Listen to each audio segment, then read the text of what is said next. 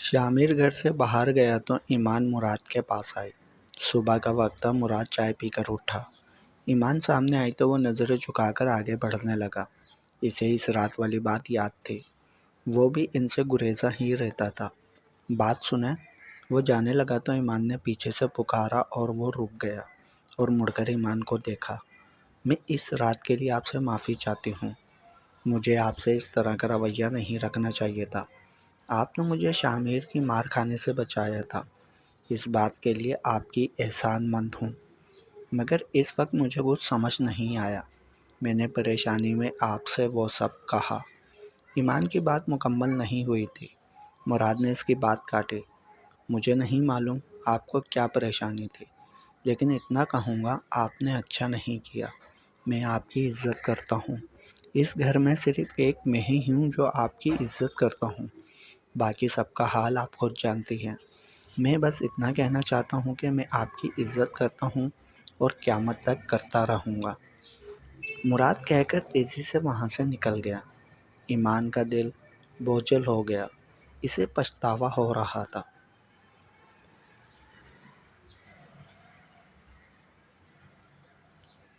ایمان اپنے کمرے میں تھی جب ساجدہ اندر آئی اور اس نے ایمان کو بالوں سے پکڑ لیا۔ میرے بیٹے پر جادو ٹونا کروایا ہے نا تم نے؟ کل تک تو تمہاری شکل بھی نہیں دیکھنا چاہتا تھا اور آج تمہارے پاؤں دھو دھو کر پی رہا ہے۔ کون سے پیر فقیر سے لائی ہو تعویذ؟ مجھے بتاؤ۔ ساجدہ نے اسے مارنا شروع کر دیا۔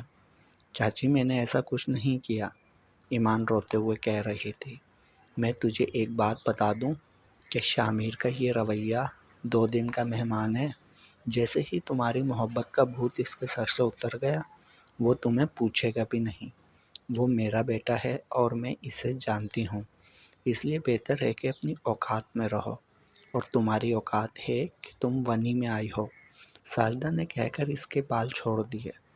کمرے کے دروازے سے گزرتے ہوئے مراد نے ساجدہ کا صرف آخری جملہ سنا تھا، اللہ ہدایت دے۔ مراد کہتا سیڑھیاں چڑھ گیا۔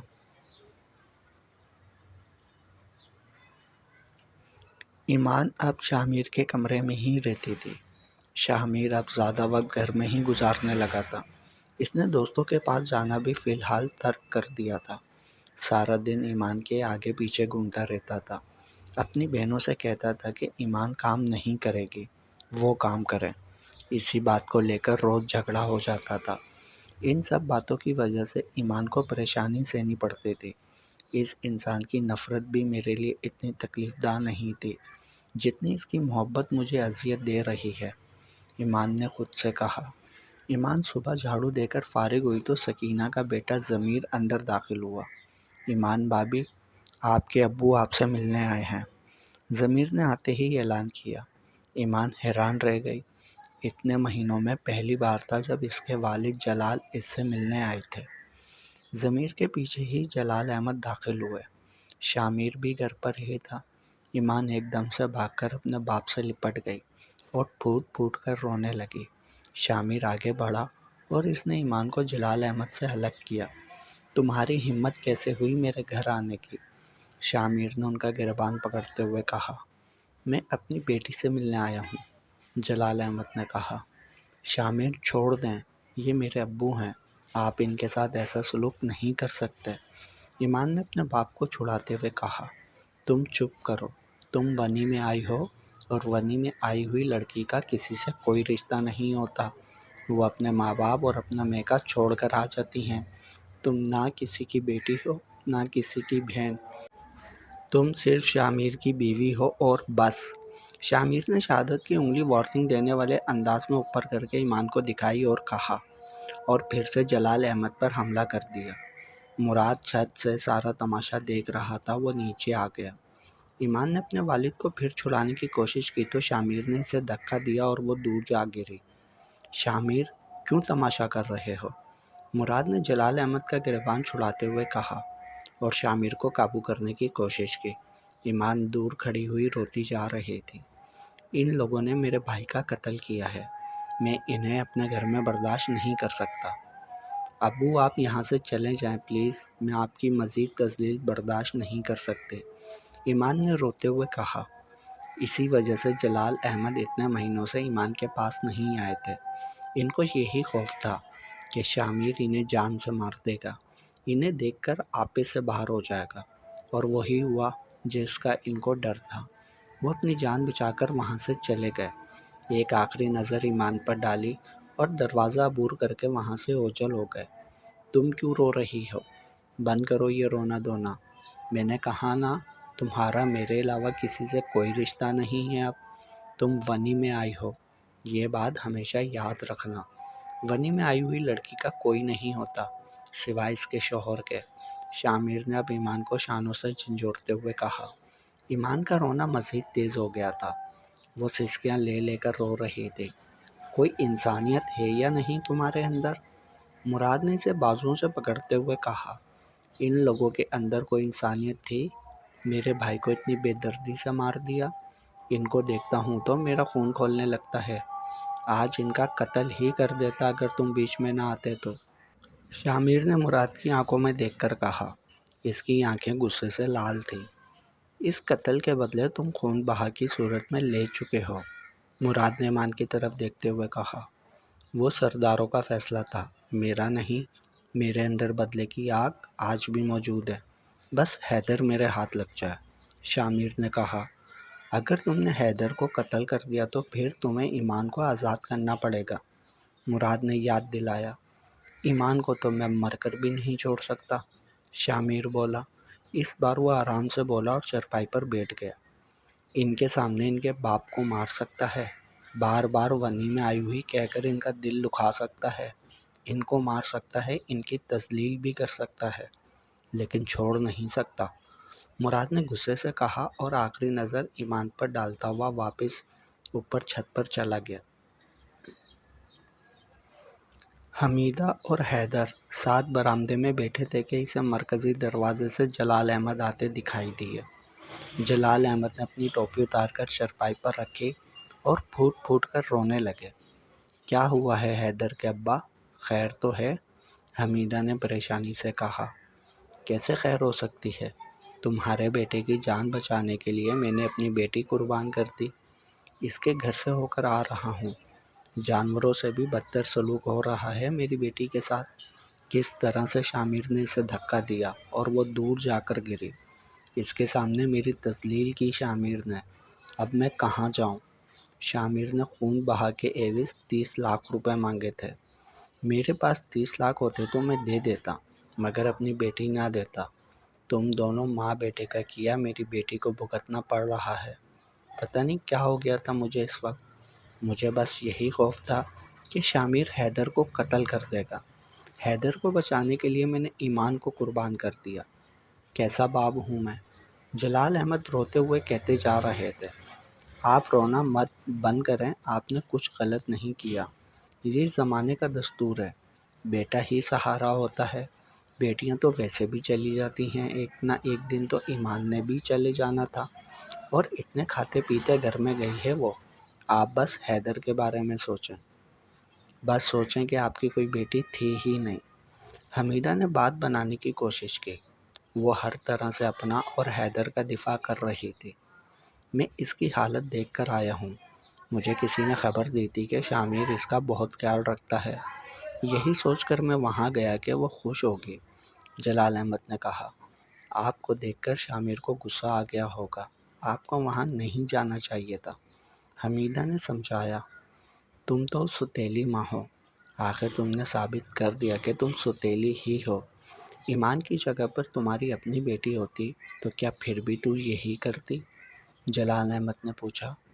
تو آپ نے کون سا سگا باپ ہونے کا فرض ادا کیا ہے؟ آپ نے بھی تو بیٹے کو بچا کر بیٹی قربان کر دی، اب رونے دھونے سے کوئی فائدہ نہیں ہے، اس وقت سوچنا چاہیے تھا، سانپ نکل گیا، اب لکیر پیٹنے سے کوئی فائدہ نہیں، اور زندگی پھولوں کی سیج نہیں ہے، ہر لڑکی کو سسرال میں یہی سب کرنا پڑتا ہے، مجھے الزام مت دیں، حمیدہ کہتی ہوئی غصے سے پاؤں پٹکتی اندر چلی گئی۔ جلال احمد اب خونخوار نظروں سے حیدر کو دیکھ رہے تھے۔ ابا میری طرف ایسے نہ دیکھ، یہ فیصلہ خالص تیرا اپنا تھا، اتنا ہی پیار تھا بیٹی سے تو زمین بیچ کر پیسے دے دیتا، لیکن تجھے تو پیسہ پیارا تھا، حیدر بھی کہتا ہوا باہر نکل گیا۔ جلال احمد پھر سے رونے لگے۔ ایمان سارا دن روتی رہی۔ شامیر بھی غصے سے گھر چھوڑ کر چلا گیا۔ رات ہو گئی لیکن واپس نہیں آیا، یہاں تک کہ سب گھر والے سو گئے۔ ایمان کو رہ رہ کر اپنے بوڑھے باپ کا چہرہ یاد آ رہا تھا۔ اس چہرے پر بے بسی یاد آ رہی تھی۔ شامیر نے کیسے ان کا گریبان پکڑا وہ یاد آ رہا تھا۔ ایمان جتنا سوچتی جا رہی تھی اتنا ہی اس کا دل کٹتا جا رہا تھا۔ اسے نیند بھی نہیں آ رہی تھی۔ شامیر گھر نہیں آیا تھا لیکن اسے شامیر کی فکر نہیں تھی اس وقت صرف اسے اپنے والد کی فکر تھی۔ ایک بیٹی کے دل پر کیا گزرتی ہے جب اسے ایک بوڑھے باپ کا گریبان اس کے سامنے پکڑا جائے۔ حالانکہ باپ نے بھی باپ ہونے کا ثبوت ادا نہیں کیا تھا، لیکن پھر بھی وہ اپنے باپ سے نفرت نہیں کر سکتی تھی۔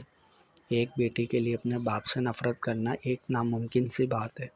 اسے اپنا دم گھٹتا ہوا محسوس ہو رہا تھا۔ گرمی کی وجہ سے کمرے میں حبس بھی زیادہ تھا۔ وہ باہر برآمدے میں آ کر بیٹھ گئی۔ وہاں پر نیم اندھیرا تھا۔ وہ کافی دیر تک وہ بیٹھی روتی رہی۔ تھوڑی دیر بعد مراد بھی نیچے اترا تو دیکھا کہ ایمان بیٹی آنسو بہا رہی ہے۔ چاندنی میں اس کا چہرہ واضح تھا۔ مراد کو صبح والا واقعہ یاد آیا۔ اسے ایمان کا بہت دکھ ہو رہا تھا۔ پسند تو وہ خود بھی جلال احمد اور حیدر کو نہیں کرتا، کیونکہ حیدر کے ہاتھوں اس کا چچا زاد بھائی مرا تھا، لیکن پھر بھی ان سب میں ایمان کا قصور نہیں تھا۔ کیوں ہر جگہ عورت ہی دکھ اٹھاتی ہے؟ مراد نے دل میں سوچا۔ کوئی بھی عورت کا مالک نہیں کہ اسے غنی میں دے دے۔ عورت کا مالک صرف اس کا خدا ہے۔ کبھی باپ کی پگڑی بچانے کے لیے قربانی دیتی ہے، کبھی بھائی کی جان بچانے کے لیے قربانی دیتی ہے، اور جہاں جاتی ہے وہاں رسوائی ان کا مقدر ہے۔ یہ کیسی محبت ہے شامیر تمہاری اپنی بیوی سے؟ کیا اسے تم محبت کہتے ہو؟ محبت کی پہلی شرط عزت ہوتی ہے۔ اگر عزت نہیں تو پھر محبت بھی نہیں۔ محبت کے بغیر طوائف سے محبت کی جاتی ہے، لیکن ایک طوائف بھی عزت کی طلبگار ہوتی ہے، کیونکہ وہ بھی انسان ہوتی ہے۔ کاش شامیر تمہیں سمجھ آ جائے کہ عورت صرف عزت چاہتی ہے۔ محبت، خیال، پیسہ، ضروریات، آسائشیں، سب کچھ اس کے بعد ہی آتا ہے۔ عورت کی پہلی ترجیح عزت ہوتی ہے۔ مراد ایمان کو دیکھ کر سوچ رہا تھا، شامیر ابھی تک گھر نہیں آیا کیا؟ مراد کی آواز سن کر ایمان ایک پل کو اچھل پڑی۔ اس نے نوٹ ہی نہیں کیا تھا کہ وہ اس کے سامنے کھڑا ہے۔ وہ اپنے خیالوں میں اس قدر کھوئی ہوئی تھی کہ مراد کی موجودگی محسوس ہی نہیں کر سکی۔ نہیں، وہ ابھی تک گھر نہیں آئے، ایمان نے اپنے آنسو پوچھتے ہوئے کہا۔ مراد واپس جانے لگا، پھر کچھ سوچ کر پلٹا اور ایمان کی طرف دیکھا۔ پریشان مت ہو، اللہ سے اچھی امید رکھیں، انشاءاللہ سب ٹھیک ہو جائے گا، مراد نے اسے دلاسا دیتے ہوئے کہا۔ ایمان نے نظر اٹھا کر مراد کو دیکھا۔ میں فون کر کے بلاؤں کیا شامیر کو، اگر آپ کو اکیلے ڈر لگ رہا ہے تو؟ مراد نے موبائل اپنی جیب سے نکالتے ہوئے کہا۔ ایمان نے اس بات میں سر ہلایا۔ مراد نے شامیر کا نمبر ڈائل کیا۔ دوسری یا تیسری رنگ پر اس نے فون اٹھایا۔ رات کے 11:30 بج رہے ہیں۔ گاؤں کے کتے بھی سو گئے ہیں اس وقت، لگتا ہے تیرے دوست ابھی تک جاگ رہے ہیں، مراد نے کاٹ ڈال لہجے میں کہا۔ گھر میں کسی کو میری پرواہ نہیں ہے تو مجھے بھی کسی کی پرواہ نہیں۔ میری بیوی کو مجھ سے زیادہ اپنا باپ پیارا ہے، میری بہنوں کو تو پیارا ہے، میری ماں کو اپنا مرا ہوا بیٹا۔ میری فکر کسی کو ہے نہیں تو پھر میں وہاں کیوں آؤں؟ شامیر نے آگے سے کہا۔ 2 منٹ کے اندر اندر گھر آ جاؤ شرافت سے، ورنہ تم مجھے جانتے ہو، مراد نے دھمکی دی اور فون کاٹ دیا۔ تھوڑی دیر بعد شامیر گھر آ گیا۔ دیکھا تو ایمان بیٹھی ہوئی ہے اور مراد سامنے کھڑا ہے۔ معافی مانگ ان سے، مراد نے کہا۔ مرادے، معافی تو آج تک شامیر نے اپنے باپ سے بھی نہیں مانگی، شامیر نے مراد کے کندھے پر ہاتھ رکھتے ہوئے کہا۔ اس کے چہرے پر طنزیہ مسکراہٹ تھی۔ مجھ سے تو تم کئی بار معافیاں مانگ چکے ہے، مراد نے یاد دلایا۔ تجھ سے حساب نہیں، بچپن کا ساتھی ہے تو مرادے، شامیر کہہ کر کمرے میں جانے لگا۔ اور یہ تیری زندگی بھر کی ساتھی ہے، مراد نے پیچھے سے آواز لگائی تو وہ پلٹا۔ اس کو مجھ سے زیادہ اپنے باپ سے پیار ہے، بس بات ختم۔ شامر نے کہا اور کمرے میں چلا گیا۔ مراد نے دیکھا ایمان کی آنکھیں پھر سے چھلک پڑی تھیں۔ وہ آنسو پوچھتے ہوئے پھر سے اپنے پرانے کمرے میں چلی گئی اور دروازہ بند کر لیا۔ وہ جانتی تھی کہ اب شامر پھر سے اس سے بات نہیں کرنے والا۔ کچھ دن یوں ہی گزر گئے۔ شامر نے ایمان سے بات چیت بند کر رکھی تھی۔ پھر ایک دن اسے اپنے کمرے میں بلا کر پوچھا، مجھ سے محبت کرتی ہو یا اپنے باپ سے؟ شامر نے اس کی آنکھوں میں دیکھ کر سوال کیا۔ آپ سے، ایمان بولی۔ اور کیا بولتی؟ باپ کا نام لیتی تو شامر آپے سے باہر ہو جاتا، پھر ہنگامہ ہوتا۔ رہنا تو اسے شامر کے ساتھ ہی تھا، پھر اس کے لیے میرے ساتھ جھگڑا کیوں کیا؟ شامر نے پوچھا۔ غلطی ہو گئی، ایمان نے اپنے آنسو ضبط کرتے ہوئے کہا۔ اسے اپنی بے بسی پر رونا آ رہا تھا۔ اس کی آنکھوں کے سامنے پھر سے جلال احمد کا چہرہ آ گیا۔ اس نے شامر کی طرف دیکھا۔ باپ کا پلڑا بھاری تھا۔ حالانکہ اس کے باپ نے اس کے ساتھ ناانصافی کی تھی، لیکن پھر بھی خونی رشتہ تھا، اور نکاح کا رشتہ عزت، احترام اور محبت سے بنتا ہے۔ شامر کی طرف سے ہمیشہ ہی اسے پریشانی سہنی پڑی تھی، تذلیل سہنی پڑی تھی، مار سہنی پڑی تھی۔ جو محبت ملی وہ بھی مطلب کے لیے ملی۔ بہت اچھی بات ہے، تمہیں اپنی غلطی کا احساس ہو گیا۔ شامر نے اس کا ہاتھ پکڑ کر اسے بٹھایا اور بولا، ایک بیوی کے لیے سب کچھ اس کا شوہر ہونا چاہیے۔ شامر نے کہا۔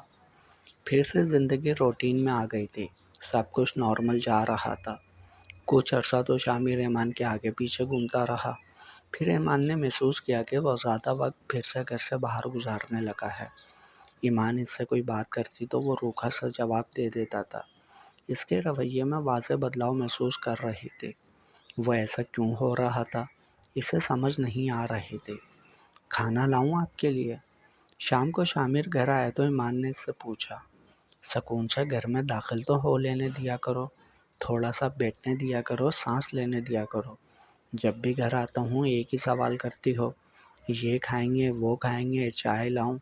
میں بیزار ہو گیا ہوں ان باتوں سے۔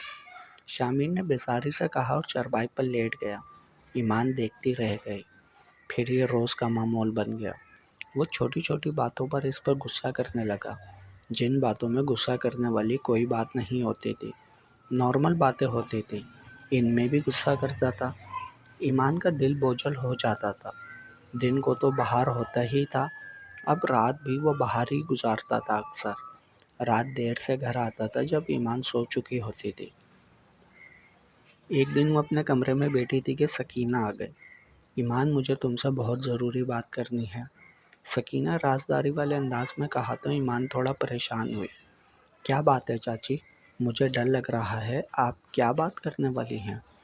ایمان سنبھل کر بیٹھ گئے اور پریشانی سے بولی، مجھے باہر کسی عورت نے بتایا ہے کہ تمہارے شوہر کا کسی دوسری عورت کے ساتھ چکر چل رہا ہے۔ سکینہ نے دبی دبی انداز میں بتایا۔ وہ بار بار دروازے کی طرف دیکھتی جا رہی تھی کہ کہیں شامر آ نہ جائے۔ اگر اس نے سن لیا تو وہ سکینہ کا حشر کر دے گا، رشتے کا لحاظ کیے بغیر۔ ایمان کا دل ڈوب گیا۔ وہ گہری سوچ میں چلی گئی۔ اب اسے سمجھ آ گیا تھا کہ شامر کا رویہ اس کے ساتھ روکھا روکھا سا کیوں ہے۔ آپ سچ بول رہی ہیں؟ کیا یہ خبر پکی ہے؟ ایمان نے پوچھا۔ ہاں پکی خبر ہے۔ میں تو کہتی ہوں کسی بھی روز کسی پیر بابا کے پاس چلو اور ابھی سے بندوبست کرو، ورنہ تمہارا شوہر تمہارے ہاتھ سے نکل جائے گا۔ کیسے فدا تھا تم پر، دیکھو تم سے بات ہی نہیں کرتا، سکینہ نے مشورہ دیا۔ لیکن مجھے ان سب چیزوں پر یقین نہیں ہے، تعویذ گنڈے پر، ایمان بولی۔ یقین کرنا پڑتا ہے، سکینہ بولی۔ میں تمہیں ایک بات صاف صاف بتا دوں، یہ سب لوگ ایسے ہی ہیں۔ شامر بھی اپنے والدین اور بہن بھائیوں کے جیسا ہی ہے۔ اس نے تم سے دل بہلانا تھا، تم سے دل بہلا لیا۔ اب اس کا دل تم سے بھر گیا ہے، اب وہ واپس نہیں آنے والا جب تک تم تعویذ گنڈے نہ کرو۔ گاؤں کی ہر عورت ان حالت میں یہی کرتی ہے، سکینہ نے بتایا۔ گاؤں کی ہر عورت ان حالات میں دعا کیوں نہیں کرتی چاچی؟ وہ تہجد کیوں نہیں پڑھتی، قرآن کیوں نہیں پڑھتی، اللہ کو یاد کیوں نہیں کرتی؟ مصیبت پڑنے پر ایک مسلمان کو چاہیے کہ وہ اللہ کو یاد کریں، اور یہ عورتیں سیدھا پیر بابا کو یاد کر کے ان کے پاس چلی جاتی ہیں۔ ایمان نے افسوس سے کہا۔ دیکھو ایمان، میں ایک بابا کو جانتی ہوں، سکینہ نے ایمان کی بات کو نظر انداز کرتے ہوئے کہا، ہم دونوں ساتھ چلیں گے، مجھے بھی اپنے بیٹے کے لیے لینا ہے تعویذ کہ اس کا دل پڑھائی میں لگ جائے۔ سکینہ کو اپنا مطلب تھا، نہیں چاچی رہنے دیں، بس زندگی گزر ہی جائے گی۔ ایمان بولی، ارے تم نہیں جانتی ان باہر کی عورتوں کو، یہ بہت خبیث عورتیں ہوتی ہیں، بیویوں کا پتہ کٹوا دیتی ہیں، ان کو گھر سے نکلواتی ہیں۔ سکینہ نے اسے ڈرایا۔ ایمان سوچ میں پڑ گئی، نہیں چاچی، شامر کو پتہ چل گیا تو مجھے جان سے مار دے گا، میرا گھر سے نکلنا ناممکن ہے، میں کوئی رسک نہیں لینا چاہتی، پہلے ہی زندگی عذاب بنی ہوئی ہے، ایسا کام کروں گی تو پھنس جاؤں گی۔ ایمان ڈر گئی، جیسے تمہاری مرضی، میں تمہارے ساتھ مخلص ہوں، تمہارا بھلا چاہتی ہوں، میں دیکھ رہی ہوں تمہارا شوہر تمہارے ہاتھ سے نکل چکا ہے، تمہاری ساس ضرور اس کی دوسری شادی کروانے کے چکر میں ہے، مجھے تو لگتا ہے کہ ساجدہ نے شامر پر تعویذ کروائے ہیں تاکہ وہ تمہیں چھوڑ دے۔ سکینہ نے چسکا لیتے ہوئے کہا۔ ایمان پریشان ہو گئے۔ میرا سیاہ والا سوٹ استری کر دو، شامر نے ایمان سے کہا جب وہ دوپہر کا کھانا کھا رہی تھی۔ وہ تو دھلا ہوا نہیں ہے، میں کوئی اور استری کر دوں؟ ایمان نے کہا، کیا مطلب دھلا ہوا نہیں ہے؟ مجھے آج ہر حال میں وہ پہن کر جانا ہے، شہر سے کام جا رہا ہوں۔ شامر نے چلاتے ہوئے کہا۔ سب گھر والے کھانا کھا رہے تھے۔ اچھا میں ابھی دھو کر استری کر دیتی ہوں۔ ایمان نے کھانا آدھے میں چھوڑ دیا اور اٹھ کھڑی ہوئی۔ جلدی جلدی ہاتھ چلاؤ، شام تک مجھے جوڑا استری چاہیے، شامر کہتے ہوئے وہ باہر نکل گیا۔ مراد نے دیکھا ایمان نے کھانا آدھے میں چھوڑ دیا تھا، اسے دکھ ہوا، پھر مراد بھی باہر چلا گیا۔ شام سے تھوڑی دیر پہلے مراد گھر آیا۔ وہ چھت کی طرف جا رہا تھا کہ اچانک ایمان کے کمرے سے اس کی سسکیوں کی آواز سنائی دی۔ وہ تھوڑا پریشان ہوا۔ شامر باہر تھا، وہ دیکھ چکا تھا، باقی گھر والے سب باہر سیر سپاٹوں میں تھے۔ پہلے اس نے سوچا کہ نظر انداز کر کے چلا جائے، پھر اس کا دل نہیں مانا۔ دروازہ آدھا کھلا ہوا تھا، اس نے پورا دروازہ کھولا اور کمرے میں داخل ہو گیا۔ کیا بات ہے؟ خیر تو ہے، آپ کیوں رو رہی ہیں؟ مراد نے کہا تو ایمان نے شامر کا سیاہ سوٹ اسے دکھایا جو کہ استری کرتے ہوئے جل چکا تھا۔ یہ جوڑا جل گیا ہے مجھ سے، اور تھوڑی دیر بعد ان کو یہ پہن کر جانا تھا، اب وہ گھر آئیں گے اور میری بری حالت کر رہی ہیں۔ ایمان روئی جا رہی تھی، اپنے دوپٹے سے اپنے آنسو پونچھ رہی تھی۔ مراد نے افسوس سے اس کی طرف دیکھا، اس کی پریشانی بجا تھی، وہ سمجھ سکتا تھا کہ اس بات پر شامر کتنا غصہ کرے گا۔ مراد تھوڑی دیر وہاں کھڑا رہا اور پھر اپنے کمرے میں آ گیا۔ اپنی الماری سے ہو بہو ویسا ہی سیاہ رنگ کا سوٹ نکالا جو کہ پہلے سے استری کر کے رکھا ہوا تھا۔ وہ پھر سے ایمان کے کمرے میں آ گیا اور سوٹ اس کے سامنے رکھا۔ میرا اور شامر کا ناپ ایک ہی ہے، ہم دونوں نے ایک ساتھ ہی یہ سوٹ لیے تھے، ان دونوں جوڑوں میں کوئی فرق نہیں ہے۔ شامر آئے تو آپ میرا یہ سوٹ اسے دے دیں اور اسے یہ مت بتائیے گا کہ یہ سوٹ میرا ہے، اگر اسے معلوم ہوا کہ آپ نے اس کا جوڑا جلا دیا ہے تو وہ غصہ کرے گا۔ مراد کہتا ہوا وہاں سے باہر نکل گیا۔ ایمان نے جوڑا دیکھا، وہ بالکل ویسا ہی جوڑا تھا۔ ایمان کی جان میں جان آئے، اس نے جلا ہوا سوٹ چھپا دیا۔ تھوڑی دیر بعد شامر گھر آیا۔ سوٹ تیار ہے؟ اس نے پوچھا۔ ایمان نے ڈرتے ہوئے اس بات میں سر ہلایا اور جوڑا اس کے سامنے رکھا۔ شامر لباس تبدیل کر کے تیار ہوا اور باہر چلا گیا۔ تیرا شوہر کسی کام سے باہر نہیں گیا ہے، وہ ضرور اس عورت کے پاس گیا ہے۔ شامر کے جانے کے بعد سکینہ نے ایمان سے کہا، آپ صحیح کہہ رہی ہیں، میں سمجھ گئی تھی۔ ایمان نے کہا، یہ مرغی ہے، میرے دوست آ رہے ہیں، اسے جلدی سے تیار کر دو، 1 گھنٹے کے اندر اندر۔ شامر نے مرغی والا شاپر اسے پکڑاتے ہوئے کہا اور چلا گیا۔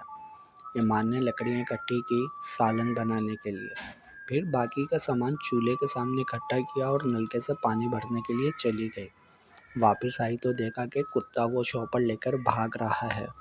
ایمان اس کے پیچھے بھاگی لیکن کتا مرغی والا شاپر لے کر بھاگ چکا تھا۔ ایمان کی حالت غیر ہو گئی، اگر شامر کو پتہ چلا تو وہ اس کا حشر کر دے گا۔ وہ رونے جیسی ہو گئی۔ دوپہر کا وقت تھا، گرمی تھی اور ہو کا عالم تھا گھر میں۔ گھر کے کچھ افراد باہر تھے تو کچھ سو رہے تھے۔ ایمان کو کچھ سمجھ نہیں آئی کہ وہ کیا کرے، اس کے پاس پیسے بھی نہیں تھے، مرغی منگواتی جلدی میں اور نہ ہی کوئی اسے لا کر دیتا۔ وہ سر پکڑ کر بیٹھ گئی کہ اب کیا کرے۔ اچانک اسے مراد یاد آیا۔ وہ ایک دم سے مراد کے کمرے کی جانب بھاگی اور زور سے دروازہ بجایا۔ مراد جو ابھی ابھی سونے کی تیاری کر رہا تھا، اس طرح دروازہ بجنے پر حیران ہو گیا۔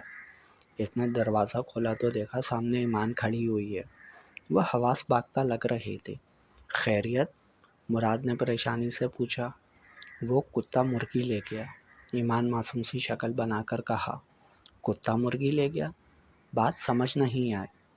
مراد کو سمجھ نہیں آیا کہ وہ کیا کہہ رہی ہے۔ شامیر کے دوست آئے تھے، ان کے لیے کھانا بنانا تھا۔ وہ مرغی لے کر آئے اور مجھے کہا کہ 1 گھنٹے کے اندر سالن تیار کرو۔ میں پانی بھرنے گئی تو پیچھے سے کتا مرغی لے اڑا۔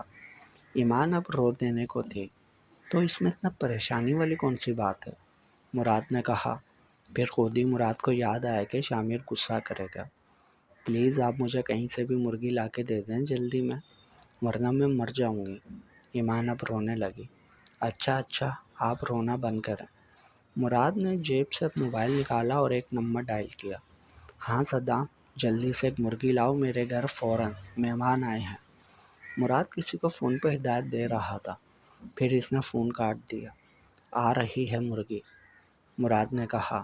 اس کے چہرے پر مسکراہٹ پھیل گئی۔ ایمان پریشان تھی لیکن مراد کو ہنسی آ رہی تھی اس کی حالت دیکھ کر۔ اس نے بامشکل اپنی مسکراہٹ کنٹرول کی۔ ایمان چولہے کی طرف آئی۔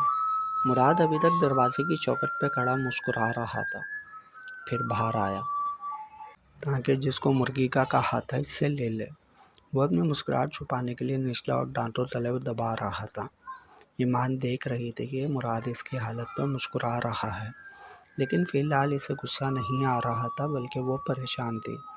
تھوڑی دیر میں صدام مرغی لے کر حاضر ہو گیا۔ یہ لے مرغی، مراد مرغی اس کے سامنے رکھتے ہوئے بولا۔ وہ اتنی پریشان تھی کہ شکریہ کہنا بھی بھول گئی۔ اس نے مرغی لی اور فٹافٹ ہاتھ چلانے لگی اور جلدی میں سالن تیار کر دیا۔ 1 گھنٹے بعد شامیر کھانا لینے آئے تو سالن تیار تھا۔ ایمان کی جان میں جان آ گئی۔ جاری ہے بقیہ اگلے پارٹ میں۔ تمام پارٹس پڑھنے کے لیے چینل کو سبسکرائب کریں اور لائک ضرور کیا کریں، اور کمنٹس میں اپنی رائے بھی بتائیں کہ یہ ناول آپ کو کیسا لگ رہا ہے۔